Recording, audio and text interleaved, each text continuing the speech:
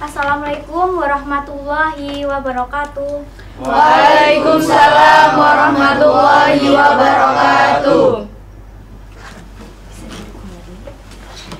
Selamat pagi semuanya. Pagi, Bu. Apakah hari ini sudah sarapan semuanya? Sudah. Tapi kok masih lemes ya badannya? Kita ice breaking dahulu aja biar kalian lebih fresh dan juga lebih fokus untuk pembelajaran pada siang hari ini ya. Oke, Ibu minta tolong kalian untuk berdiri. Kita ice breakingnya sambil berdiri ya. Ayo berdiri. Yang belakang kelihatan nggak Ibu meragain di depan ini? Kelihatan. Semuanya kelihatan kan? Kelihatan. Oke, lihat instruksi dari Ibu ya. Kalau Ibu bilang tepuk, kalian tepuk tangan. Kalau Ibu bilang panjang, kalian jarinya kayak gini, pendek gini ya. Kalau Ibu bilang pendek, gini, jaraknya panjang. Terus kalau Ibu bilang tepuk panjang, berarti seperti ini. Oke? Kalau Ibu bilang tepuk pendek, seperti ini. Bisa difahami? Bisa. Oke, Ibu mulai ya. Ya. Fokus semuanya. Tepuk. Tepuk. Tepuk panjang. Sebentar, Ibu lihat dulu, mungkin ada yang salah. Tepuk. Tepuk panjang. Tepuk pendek. Pendek. Pendek. Loh, ada yang salah. Coba ulang lagi ya. Tepuk. Tepuk panjang. Oke, Ibu rasa udah fokus semuanya. Bisa duduk kembali?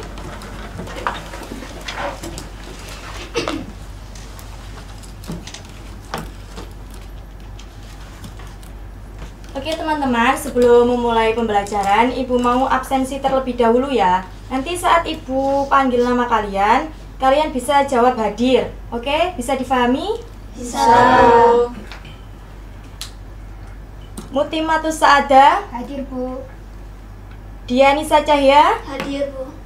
Muhammad Wildan Jauhar, Hadir, Bu. Zahrotul Ilmiah, Hadir, Bu. Auma Agril Almira, Hadir, Bu. Alif Faiza, Hadir, Bu. Ihwan Sururi, Hadir, Bu. Aden Jui.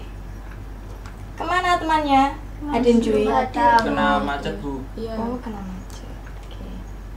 Nurwil dan Salis. Hadir, Bu. Di sini masih ingat gak materi kemarin terkait sumber daya alam? Masih. Coba Mbak yang belakang, Mbak Alif, bisa disampaikan apa sih materi kemarin terkait sumber daya alam itu? Sumber daya alam yaitu semua yang berasal dari alam. Benar sekali, beri aplaus semuanya, beri tepuk tangan. Memang benar, sumber daya alam itu segala sesuatu yang berasal dari alam yang kita manfaatkan di kehidupan kita sehari-hari. Nah, untuk materi kali ini, seperti RPP yang udah Ibu share kemarin malam, sudah dibuka apa belum? Sudah. Nah, kita itu menggunakan metode problem based learning. Ya, materi yang Ibu ambil itu terkait interaksi sosial. Nah, materinya ini terkait apa aja sih Bu? Interaksi sosial ini terkait pengertiannya. Nah, untuk tujuan pembelajarannya nanti itu semoga kalian bisa memahami pengertian dari interaksi sosial, terus syarat-syarat terjadinya interaksi sosial, dan juga nanti gimana kalian mengimplementasikannya di kehidupan nanti. Bisa difahami? Mungkin ada pertanyaan dari anak-anak? Saya Bu, Ya, gimana? itu contoh dari interaksi sosial itu gimana Bu? Oh, untuk contoh interaksi sosial itu seperti kita saat berkomunikasi. Saat kita atau individu dengan individu atau kelompok dengan kelompok itu saling berinteraksi atau saling berkomunikasi. Mungkin untuk pengertian atau penjelasan selanjutnya akan Ibu jelaskan di materi inti ya.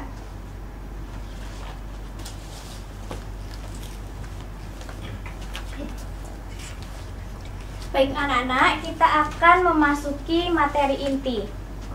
Jadi di sini Ibu mau bertanya ke kalian. Tadi kan ada yang menanyai contoh interaksi sosial. Di sini Ibu mau bertanya, apakah kalian sebelum berangkat ke sekolah sudah berpamitan ke orang tua? Sudah. Ketika di kelas ini, apakah kalian sudah berinteraksi atau mengajak ngobrol. Sudah. Nah, itu adalah contoh dari interaksi Sosial. sosial. Untuk pengertiannya, Ibu mau menanyai apakah kalian tahu apa itu pengertian interaksi sosial? Siapa yang tahu bisa angkat tangan. Ya, Mbak Mutim, silahkan. Hubungan antara individu dengan individu, individu dengan kelompok maupun kelompok dengan kelompok. Oke, baik. Jadi benar yang dikatakan oleh Mbak Mutim, interaksi sosial adalah hubungan antara individu dengan individu, individu dengan kelompok maupun kelompok dengan kelompok. Jadi interaksi sosial ini adalah syarat utama yang kita harus lakukan dalam aktivitas sehari-hari. Di sini Ibu akan menjelaskan mengenai bentuk syarat terjadinya interaksi sosial. Yang pertama ada kontak sosial. Kontak sosial itu dibagi menjadi dua. Kontak sosial secara langsung dan kontak sosial secara tidak langsung. Contohnya, interaksi sosial tidak langsung. Ketika Ibu menelpon Mbak Mutim, maka Ibu melakukan interaksi sosial tidak langsung. Ketika Ibu berdiri di sini menjelaskan di kelas, namanya interaksi sosial langsung. Yang kedua ada komunikasi. Yang pertama kan ada kontak sosial. Tentunya ketika kita sudah berkontak sosial, maka kita akan melakukan komunikasi. Komunikasi juga ada dua, komunikasi verbal dan juga non verbal. Oke, selanjutnya ada bentuk-bentuk terjadinya interaksi sosial. Ada dua juga, interaksi asosiatif dan juga interaksi disasosiatif. Siapa yang bisa menyebutkan apa artinya interaksi asosiatif dan disasosiatif? Saya, Bu. Oke, apa? Interaksi asosiatif itu jenis interaksi sosial yang melibatkan kerjasama, kolaborasi, dan hubungan positif antar individu dan kelompok. Kalau interaksi disasosiatif itu interaksi sosial yang melibatkan konflik, persaingan, dan hubungan negatif antar individu dan kelompok. Oke, terima kasih Mbak Dianisa, beri oplos.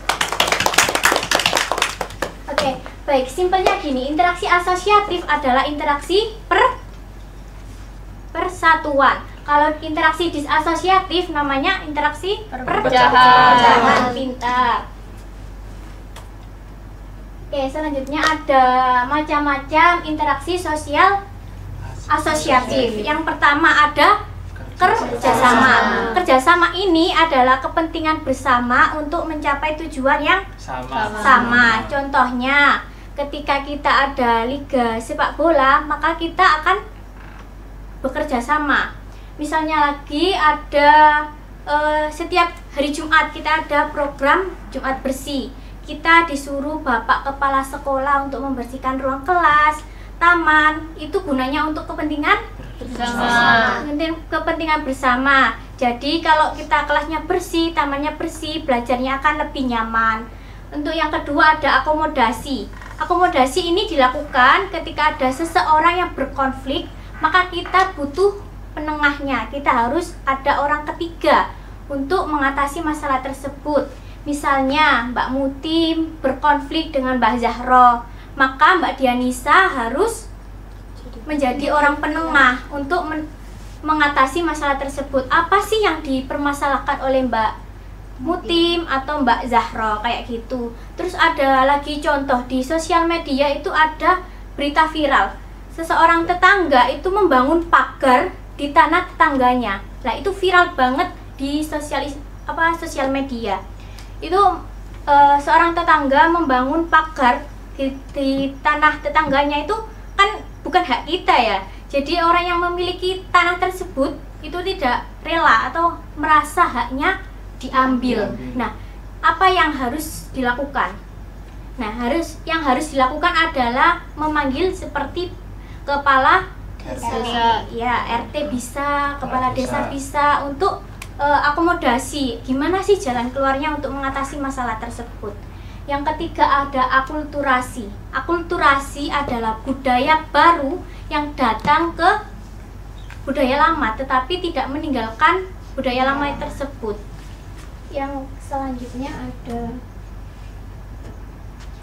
interaksi sosial disasosiatif atau perpecahan. Ada yang pertama ada persaingan. Persaingan adalah sikap atau usaha memperlihatkan keunggulannya masing-masing. Seperti ketika kita ada tanding sepak bola, maka kita akan berlomba-lomba menunjukkan bakat kita dalam bermain sepak bola. Tapi persaingan ini tidak dilandasi dengan ancaman maupun kekerasan. Yang kedua ada kontroversi. Kontroversi adalah ketidakpercayaan atau ketidaksukaan kita kepada pihak lain, tetapi itu disembunyikan. Misalnya di sekolah kita ada pemilihan ketua OSIS, pasti ada paslon 1 dan paslon 2. Ketika paslon 1 ini pastinya tidak suka kan dengan paslon kedua. Nah, paslon 1 ini pasti akan menghasut atau mengajak teman-teman untuk memilih paslon 1. Nah, itu namanya kontroversi. Seperti halnya kalian kalau di kelas sering membicarakan teman, nah itu juga namanya kontroversi.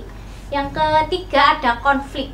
Konflik ini sama dengan persaingan dan juga kontroversi. Tapi konflik ini biasanya dilandasi dengan ancaman maupun kekerasan.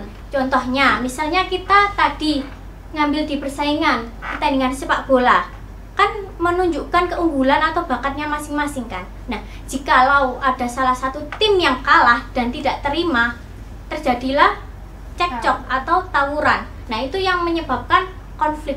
Jadi konflik ini sangat krusial di interaksi disasosiatif ini. Apakah ada yang ditanyakan dari murid-murid? Ibu rasa kalian sudah cukup memahami ya tentang materi yang Ibu sampaikan. Di sini Ibu akan menampilkan analisis gambar atau studi kasus, yaitu di sebuah kampung warga mulai kesal karena ada tetangga yang sering membuang sampah sembarangan. Bau tidak sedap menyebar dan selokan pun tersumbat. Lingkungan yang dulunya bersih kini jadi kotor dan tidak nyaman. Jadi Ibu mau salah satu dari kalian ada yang bisa menjawab apa dampak jangka panjang dari kebiasaan membuang sampah sembarangan di lingkungan tempat tinggal, dan bagaimana cara kamu sebagai siswa mengatasi atau menjaga kebersihan lingkungan.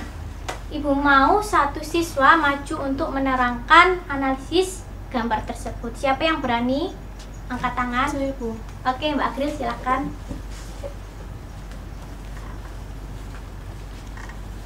Jadi menurut saya dampak jangka panjang dari kebiasaan membuang sampah sembarangan di lingkungan tempat tinggal itu bisa menyebabkan banjir ya, yang pertama.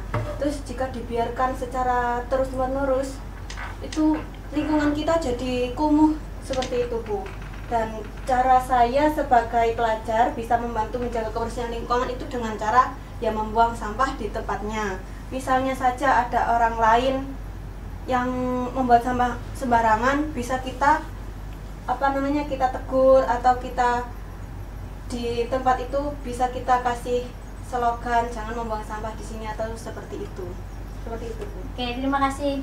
Beri tepuk tangan untuk Mbak Agril. Nah, jadi benar sekali apa yang dikatakan oleh Mbak Agril. Cara mengatasi hal tersebut kita bisa melakukan akomodasi. Contohnya kita memanggil ketua RT atau bapak kepala desa untuk menengahi masalah tersebut. Dan untuk jawaban Mbak Agril mengenai apa dampak jangka panjang dari kebiasaan membuang sampah sembarangan di lingkungan tempat tinggal. Nah, membuang sampah itu kan sudah hal yang tidak baik, apalagi di lingkungan tetangga kita pasti akan membuat suatu masalah. Nah, apa dampaknya? Jika kita membuang sampah ke selokan, maka selokan itu akan tersumbat, akan mengakibatkan banjir. Dan bagaimana cara kalian sebagai siswa untuk mengatasi masalah tersebut? Kita bisa membuat seperti yang dikatakan Mbak Agril, membuat tulisan misalnya jangan buang sampah sembarangan, jagalah kebersihan, seperti itu ya. Nah, kalian disekolahkan di sini juga diajarkan tentang etika, norma di masyarakat, seperti itu. Ibu rasa kalian sudah memahami ya. Jadi sekarang Ibu mau memberikan lembar kerja. Ini sifatnya berkelompok, jadi satu kelompok terdiri dari 3 orang. Nah, jadi kelompoknya itu satu deret, ini kelompok 1, deret berikutnya kelompok 2, yang terakhir adalah kelompok 3. Untuk senternya bertitik kumpul di sebelah kanan. Nah, jadi yang di sini dan di sini berkumpul di sebelah sini. Bisa dilakukan.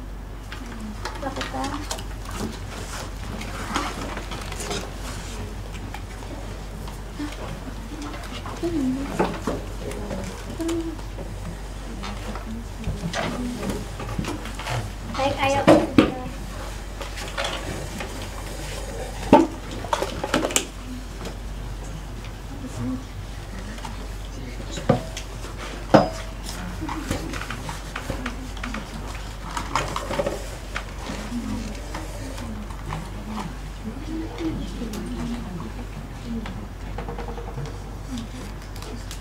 Baik, apakah sudah siap? Sudah.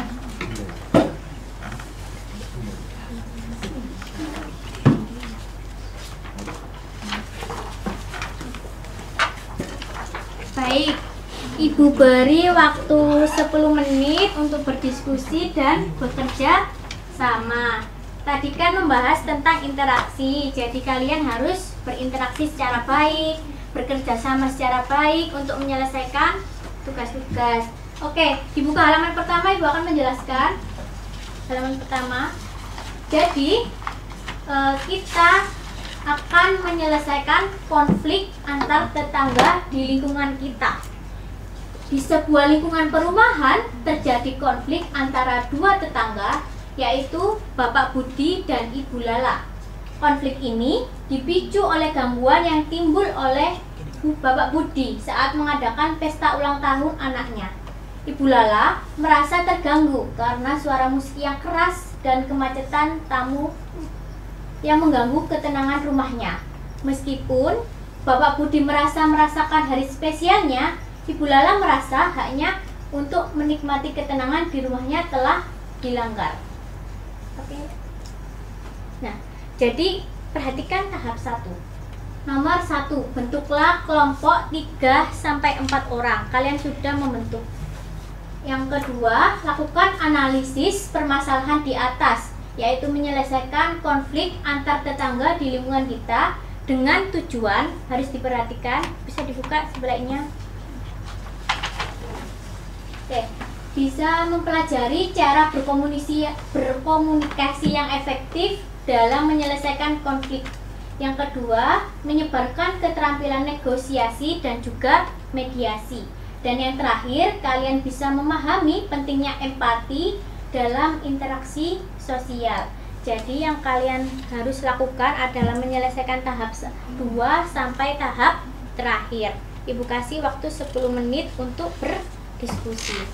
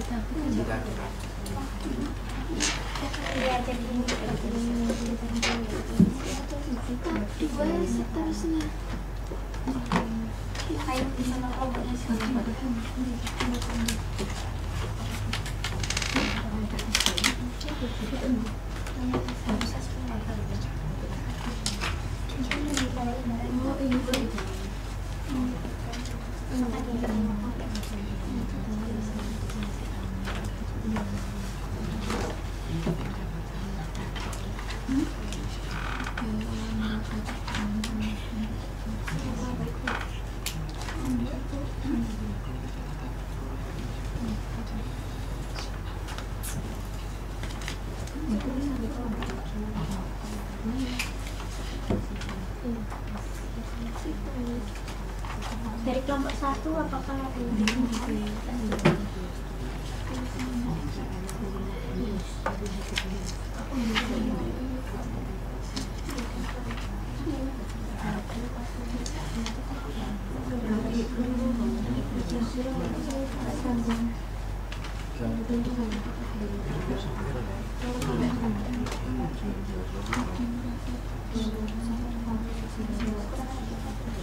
Oke, waktunya kurang 5 menit ya anak-anak.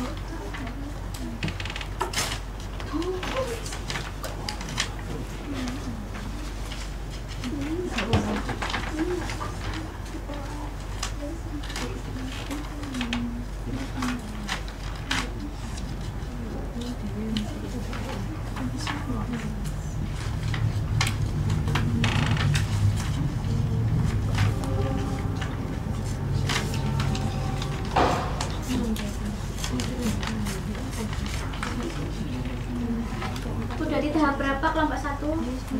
Tahap 4. Kelompok 2 tahap berapa? Berarti tahap 3, Bu. Kelompok 3? Tahap 5, Bu. Oke. Segera ya.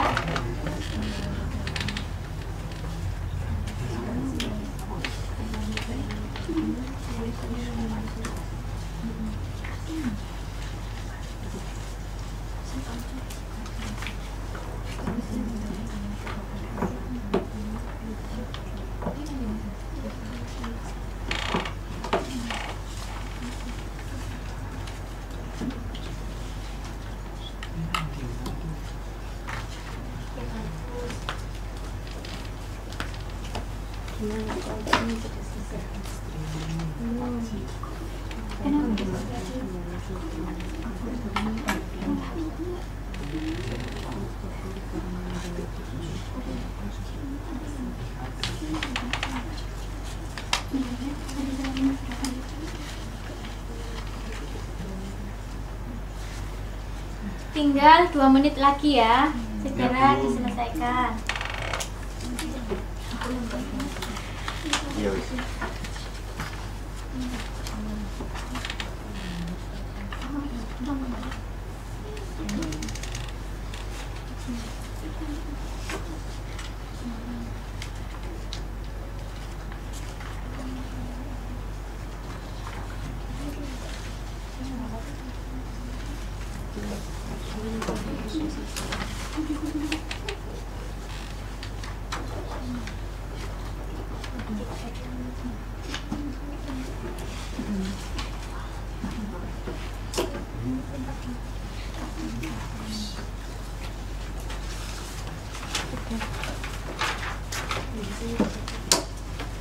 Baik anak-anak, karena waktunya sudah selesai.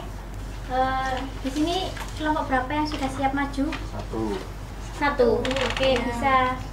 Mas, silakan.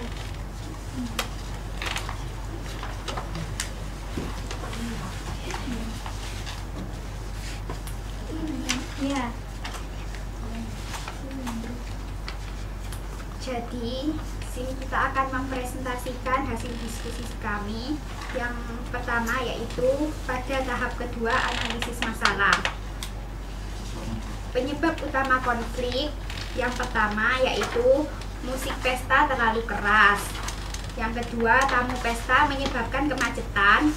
Dan yang ketiga yaitu Lala merasa terganggu dan tidak dihargai. Selanjutnya ada dampak konflik.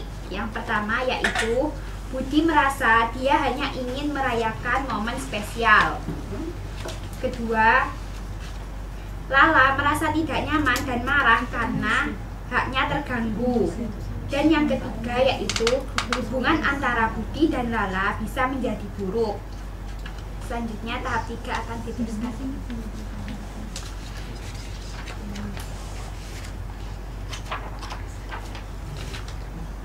Tahap 3 yaitu pada tahap ini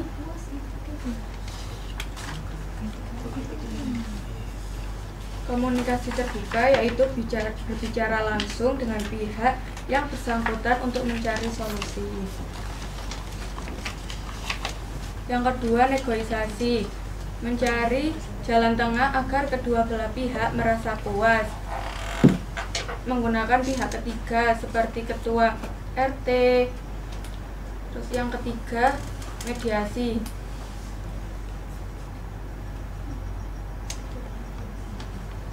Mediasi digunakan untuk membantu menyelesaikan konflik, berusaha memahami perasaan orang lain.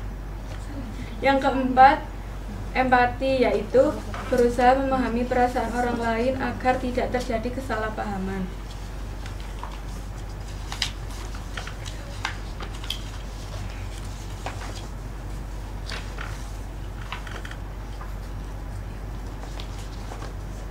Oke, untuk tahap keempat, identifikasi masalah. Jadi, dari sudut pandang Budi, itu ingin merayakan ulang tahun anaknya dengan meriah, agar anaknya itu senang merayakan ulang tahunnya, gitu. Dan tetapi tidak sengaja mengganggu tetangga. Dari sudut pandang Lala, ingin rumahnya tetap tenang, akan tetapi merasa terganggu dengan suara bising dan kemacetan akibat perayaan ulang tahun anak Pak Budi. Solusi yang bisa diterapkan yaitu Budi meminta izin kepada tetangga sebelum mengadakan pesta. Pak Budi juga bisa mengecilkan volume musik pada jam-jam tertentu. Bu Lala bisa berbicara langsung dengan Pak Budi dengan cara yang baik.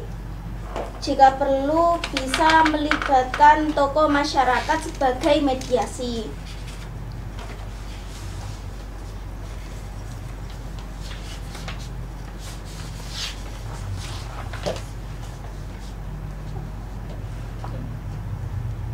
Untuk tahap kelima, solusi kelebihan dan kekurangan. Yang pertama, Pak Budi bisa meminta izin kepada tetangga sebelum mengadakan pesta. Kelebihannya, tetangga bisa lebih siap dan tidak merasa terganggu. Tidak semua tetangga akan setuju, meski kalau kekurangan itu tidak semua tetangga akan setuju meskipun sudah diberitahu.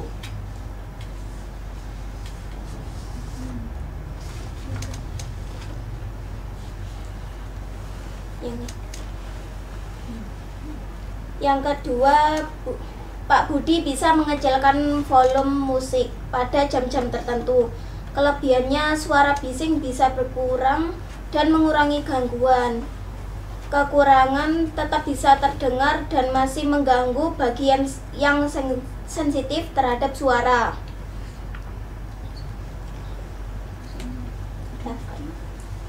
Baik, selanjutnya tahap ke-6, yaitu apa yang telah dipelajari siswa tentang komunikasi penyelesaian konflik, bagaimana mereka dapat menerapkan keterampilan ini dalam kehidupan sehari-hari. Yang pertama yaitu cara berkomunikasi dengan baik dalam menyelesaikan konflik. Selanjutnya, pentingnya empati yaitu memahami perasaan orang lain. Dan yang ketiga yaitu teknik menyelesaikan konflik seperti negosiasi dan mediasi. Sekian presentasi dari kelompok kami. Assalamualaikum warahmatullahi wabarakatuh. Beri aplaus untuk kelompok 1. Oke, duduk. Selanjutnya dari kelompok 2. Oke, silakan.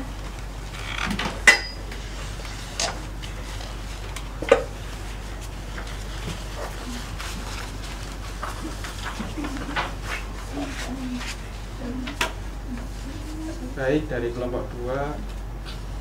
Yang pertama, diskusikan dengan kelompok tentang apa yang terjadi antar Pak Budi dan Bu Lala. Apa penyebab utama konflik? Apa dampak konflik ini terhadap kedua belah pihak? Yang pertama, apa penyebab utama konflik di antara Pak Budi dan Bu Lala?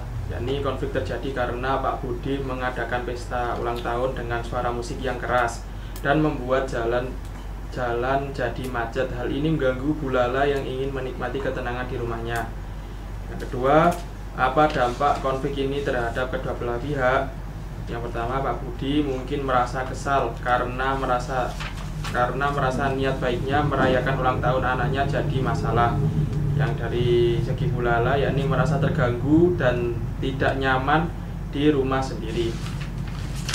Terus tahap ketiga, carilah informasi tentang cara menyelesaikan konflik antar tetangga. Jawaban dikaitkan dengan pengertian interaksi sosial di masyarakat. Sudut pandang Pak Budi ingin membahagiakan anaknya dan berbagi kebahagiaan dengan teman-teman dan tetangga. Dan dari sudut pandang Bu Lala merasa privasinya terganggu karena suara bising dan kemacetan, terutama jika sedang butuh istirahat atau belajar. Selanjutnya teman saya.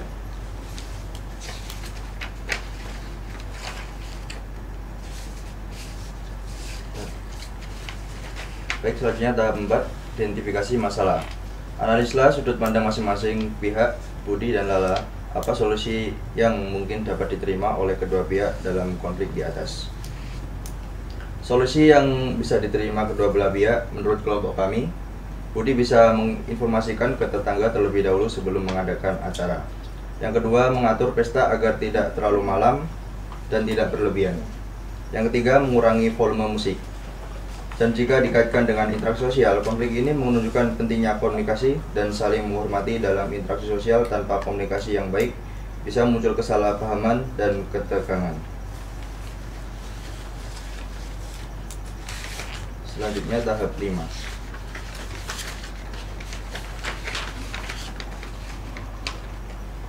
Presentasi solusi di depan kelas. Setiap kelompok menuangkan solusi mereka ke kelas, diskusikan kelebihan dan kekurangan dari setiap solusi. Solusi kami membuat peraturan bersama di lingkungan tentang jam pesta dan pemberitahuan ke tetangga sebelum mengundang perwakilan RT sebagai mediasi jika terjadi konflik.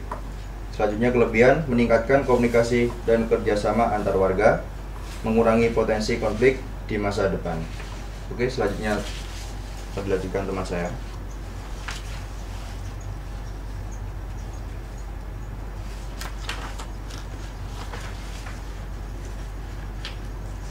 Selanjutnya yaitu refleksi.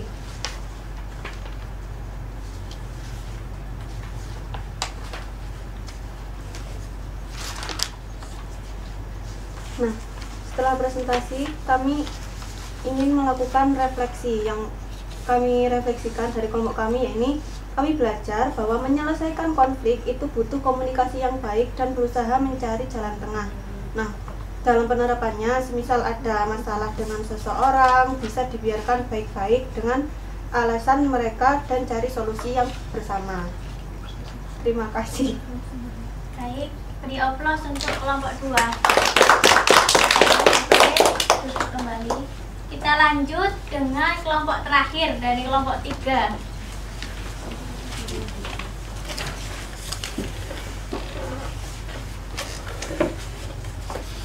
Ini orang aja.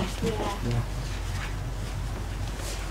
Saya akan mempresentasikan hasil dari kelompok kami. Tahap 2 yaitu penyebab utama konflik antara Budi dan Lala. Konflik terjadi karena Budi membuat acara ulang tahun yang terlalu ramai dan tidak memperhatikan lingkungan sekitar.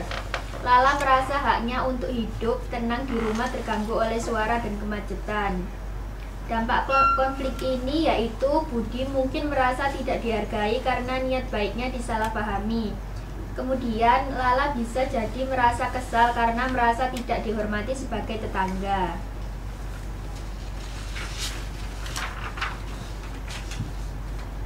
Tahap 3 yaitu carilah informasi tentang cara-cara menyelesaikan konflik antar tetangga.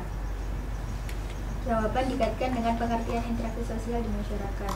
Dari sudut pandang Budi yaitu ia ingin membuat acara meriah untuk anaknya. Mungkin ia tidak menyangka bahwa tetangga akan merasa terganggu karena niatnya hanya ingin berbagi kebahagiaan. Dari sudut pandang Lala yaitu ia merasa terganggu karena suasana rumah jadi tidak nyaman, apalagi kalau sedang butuh ketenangan seperti sedang istirahat atau sedang bekerja. Pada tahap 4 yaitu solusi yang mungkin diterima oleh kedua belah pihak. Dari Budi bisa meminta maaf dan menjelaskan niatnya kepada Lala. Di lain waktu, Budi bisa memberitahu tetangga jauh-jauh hari dan mengatur volume musik serta parkir tamu dengan lebih baik. Kemudian Lala bisa mengungkapkan perasaannya secara sopan dan tidak langsung marah-marah.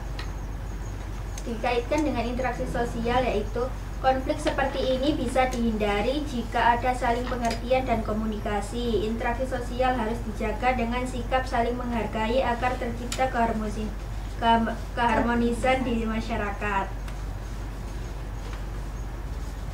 Selanjutnya di tahap 5 solusi kelompok kami yaitu membuat kotak saran di lingkungan RT untuk mengatasi masalah antar warga. Dan setiap tetangga diwajibkan menginformasikan kegiatan besar di rumah kepada ketua RT. Kelebihannya yaitu warga jadi terbiasa terbuka, masalah bisa diselesaikan tanpa emosi. Kekurangannya, tidak semua orang rajin memberikan informasi kotak saran, mungkin tidak efektif kalau tidak ditindaklanjuti oleh pengurus.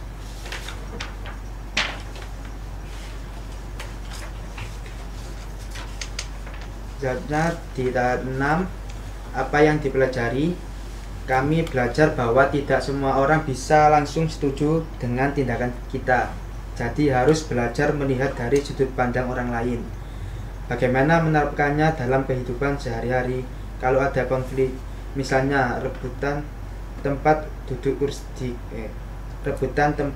kelas atau teman berisik saat belajar. Kita bisa bicara baik-baik dan cari solusinya. Oke. Sekian dari kelompok kami. Wassalamualaikum warahmatullahi wabarakatuh.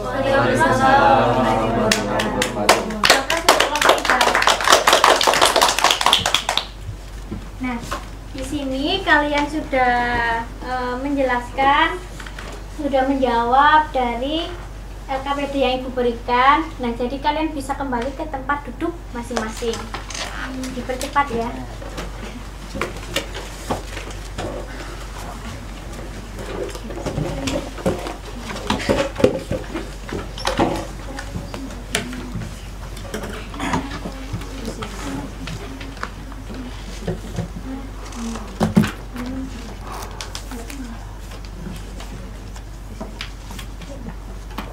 Nah, di sini kalian sudah mengatasi dan memberikan solusi yang menarik menurut kelompok kalian masing-masing. Ibu apresiasi kalian sudah mengerjakan dengan bersungguh-sungguh, sudah berdiskusi dengan baik.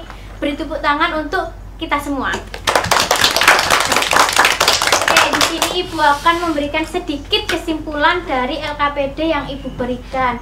Jadi, setiap masalah di masyarakat adalah sesuatu hal yang harus diselesaikan. Misalnya ada permasalahan tadi, bisa mengundang atau memanggil Bapak Kepala Rumah Tangga atau Bapak Kepala Desa untuk menyelesaikan hal tersebut. Untuk solusi lainnya yang seperti dikatakan kelompok 3 tadi, membuat kotak saran. Nah, itu juga solusi yang sangat menarik ketika ada di masyarakat. Misalnya ada kebisingan atau apa, kita bisa menuliskan surat dan dilampirkan atau dikirim ke kotak saran tersebut. Oke. Selanjutnya ada sesi games untuk mengevaluasi dan membangkitkan semangat kita. Oke.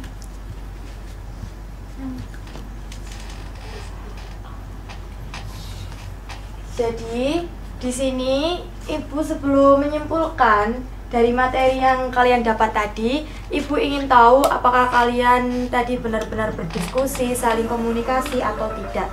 Jadi di sini Ibu mau mengadakan games. Nah, untuk nama-namanya ini diacak ya, sesuai dengan yang ada di layar. Bisa difahami? Bisa. Jadi nanti kalian disuruh memilih nomor. Nanti ada kotak-kotak yang berisi nomor 1 sampai 15. Nanti kalian pilih salah satu dan nanti akan ada pertanyaan. Oke, bisa dimulai semuanya? Bisa. Wildan, Nur Wildan. Oke, Nur Wildan mau kotak yang nomor berapa? 2. 2, kita buka kotak nomor 2. Cing. Faktor utama yang mendukung terjadinya interaksi sosial adalah menurut Nur Wildan apakah A atau B? B. B. Kita coba lihat. Benar. Oke, selanjutnya Mutimatus. Mutimatus mau pilih nomor berapa? 9. 9. Oke, kita buka nomor 9. Dalam interaksi sosial, sikap saling menghormati perbedaan akan menghasilkan A. Keharmonisan dalam masyarakat. Kita coba apakah benar jawabannya. Kita beri applause. Benar. Oke, selanjutnya Zahrotul. Zahro, kamu mau pilih nomor berapa? 10. 10. Kita lihat. Salah satu contoh interaksi sosial dalam kehidupan sehari-hari adalah menurut kamu apa, Zahro? B. Saling membantu saat ada bencana. Kita lihat teman-teman. Oke, jawabannya benar lagi. Kasih puas. Selanjutnya Ikhwan Sururi. Ikhwan Sururi mau pilih kotak nomor berapa? Nomor 1. Nomor 1. Salah satu faktor yang mempengaruhi interaksi sosial adalah menurut Ikhwan A atau B?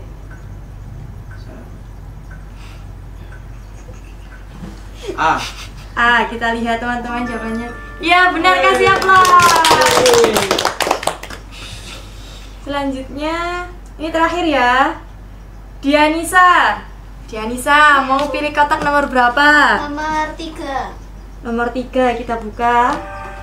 Interaksi sosial terjadi karena manusia adalah makhluk A. Sosial. Ya, benar. Oke, gamesnya cukup atau masih mau games kalian? Cukup aja ya. Oke, cukup. Di sini ada nggak yang mau menyimpulkan materi terkait interaksi sosial dan juga syarat-syarat terjadinya interaksi sosial tadi? Bisa berdiri di sini? Ya, nggak apa-apa, bawa buku. Bisa disampaikan kesimpulannya. Jadi kesimpulan pembelajaran hari ini yaitu interaksi sosial merupakan dasar dari kehidupan bermasyarakat karena melalui interaksi itu bisa membangun hubungan atau bertukar informasi. Terima kasih, beri aplaus untuk Mbak Zahro. Jadi bisa dipahami untuk kesimpulan materi pada pagi hari ini, interaksi sosial itu di mana kita saling berinteraksi baik secara langsung maupun tidak langsung dan saling berkomunikasi, bertukar pikiran ataupun beradu argumen. Nah, untuk syarat-syaratnya tadi sesuai yang sudah dijelaskan di sini, yaitu ada asosiatif dan disasosiatif yang sudah dijelaskan oleh Ibu Alif tadi. Dan mungkin itu saja yang bisa Ibu sampaikan. Sebelum menutup pembelajaran, Ibu minta tolong untuk Mas Ruri bisa dipimpin doa untuk teman-temannya. Berdiri apa berdiri, Bu? Berdiri. Bisa berdiri. Baik teman-teman, sebelum kita mengakhiri pelajaran hari ini, marilah kita berdoa terlebih dahulu. Berdoa dimulai. Doa selesai. Terima kasih Mas Suri. Kita ucap alhamdulillah terlebih dahulu karena pembelajaran hari ini akhirnya selesai. Mungkin itu saja yang bisa Ibu sampaikan. Wassalamualaikum warahmatullahi wabarakatuh. Waalaikumsalam warahmatullahi wabarakatuh. Terima kasih, Bu. Terima Terima kasih Bu. Oh iya, jangan lupa ya, nanti Ibu share tugas terkait hari ini. Untuk pengumpulannya nanti Ibu beri link Google Drive di grup. Bisa difahami? Bisa. Oke. Sampai jumpa, Sampai jumpa di lagi, pertemuan teman-teman. selanjutnya. Terima kasih. Terima kasih, Bu.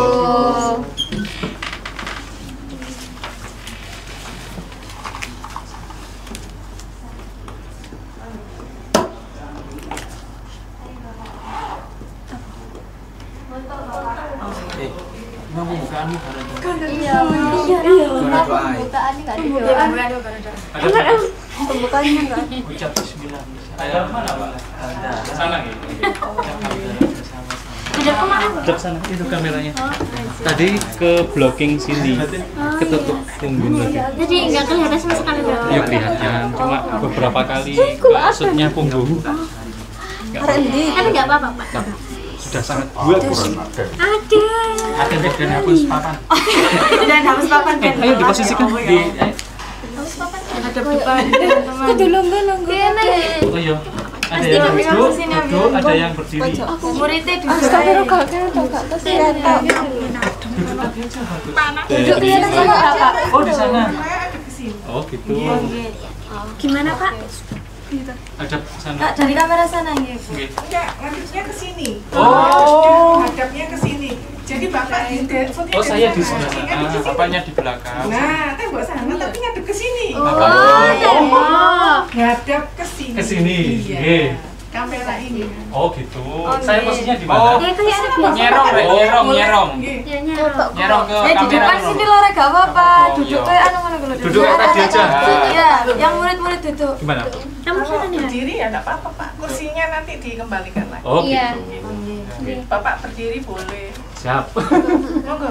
Kursinya di anu aja. Di Bapak rapatkan, dirapatkan. Iya, nanti dikembalikan lagi. Sini nggak apa-apa. Ya, saya berdiri aja. Ya apa, Mang? Ayo nunggu deh. Ayo. Mbak Ima, ayo. Duduk depan itu nggak apa-apa. Kursinya ambil Enggak enggak kesut kamera toh, Pak? Kalau di depan. Sudah disetok toh. Rekornya udah disetok. Loh, disetok sih. Enggak apa-apa BTS. Gini loh. Duduk sini, dua. Putih-putih. Satu tiga juga nggak apa-apa. Ayo, duduk. Kan anak yo.